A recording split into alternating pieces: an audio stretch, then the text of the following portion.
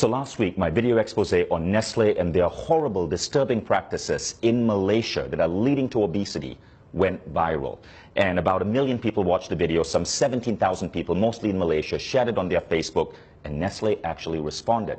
Now that prompted me to do some further digging into what Nestle is doing, and what I found is disturbing.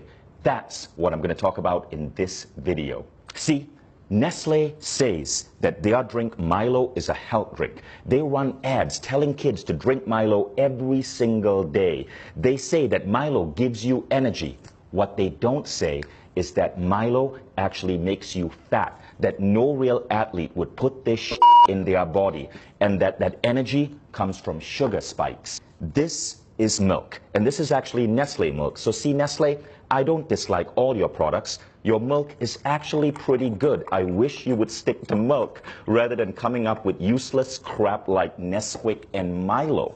Now, most kids in America and Europe drink milk because we know that milk can have a good effect on kids. Milk has natural sugars, lactose. It's a natural sugar. Nestle gets parents in Asia and the developing world to add this crap to milk, Milo. So Nestle's press release says they try to put 6 grams of sugar in a glass of Milo. Not true. At the back of a Milo tin in Malaysia, it actually says add 3 teaspoons of Milo. 3 teaspoons of Milo is roughly 9 grams of sugar.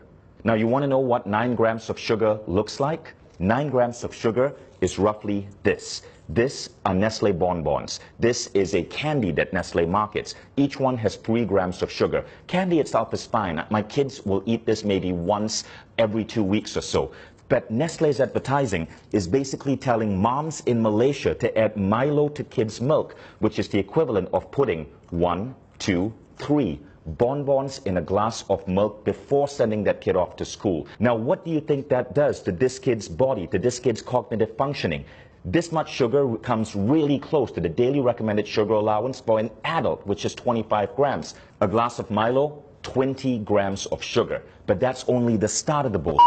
Everybody in Malaysia knows that most Malaysians don't just drink Milo with milk. They often take Milo powder and add this to it. This is sweetened condensed milk. In Malaysia, because of Nestle's marketing that says Milo is healthy, people feel it's justified to add sweetened condensed milk on top of their Milo, creating what is in fact a sugar bomb with up to 40 grams of sugar into a child in the morning before sending them to school. By the way, Milo isn't just bad because of its sugar content. One of the primary ingredients in Milo is something called maltodextrin. I want you to Google that, maltodextrin.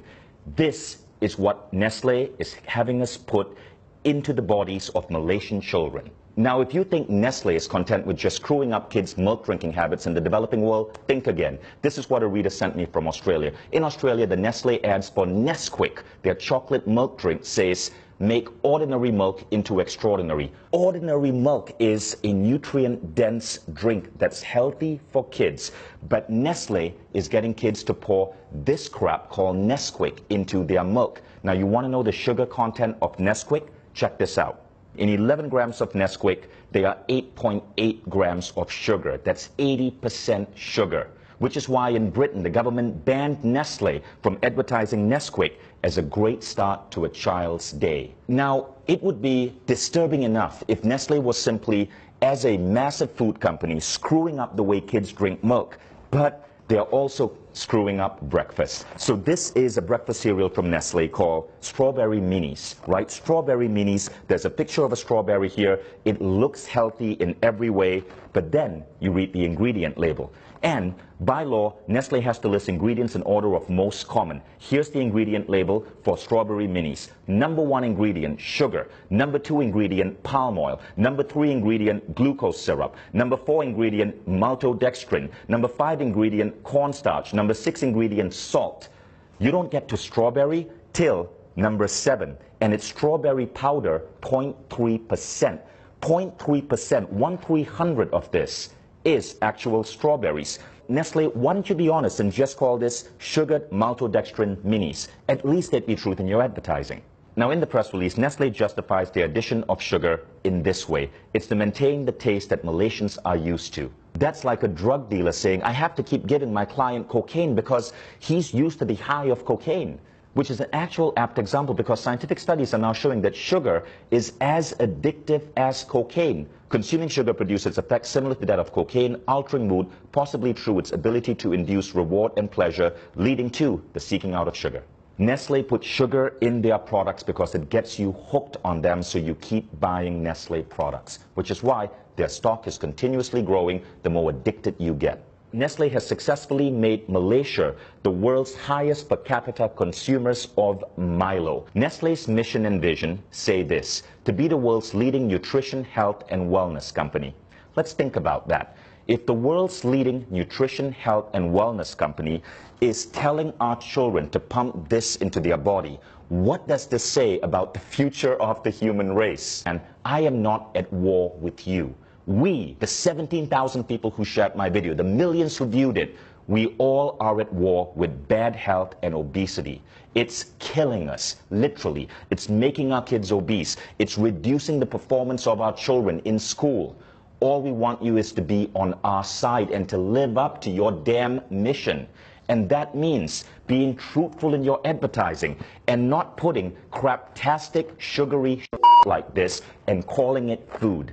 Now, Nestle has been in controversies before. There was the baby powder controversy. Millions of babies malnourished because Nestle convinced women in India and Africa to feed their babies Nestle baby powder rather than breast milk. There is the water controversy in the United States, where Nestle has become the world's biggest supplier of bottled water, and in many cases convincing people that they need to buy expensive plastic bottled water, which ultimately causes mass plastic pollution, huge greenhouse contribution, rather than drink the water from their tap, which in many places is actually clean. All of these controversies were exposed. Nestle had to change practices because people like you spoke up. People like you would not let a large corporation get away with the lies, which is why I really appreciate you guys who shared that last video. There was something Nestle said in that press release that I really liked, and we got to give them credit for. They said, in line with the ever-evolving needs of our consumers, we continuously make efforts to produce healthier and tasty products. You know what this means, people of Malaysia, Australia, Indonesia, the Philippines. Nestle says they're listening to you, so make your voices heard.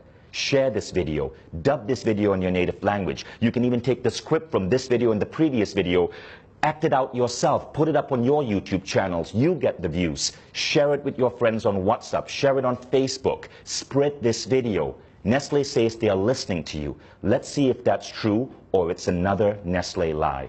Thank you all in advance for sharing this. And Nestle, I look forward to your next press release.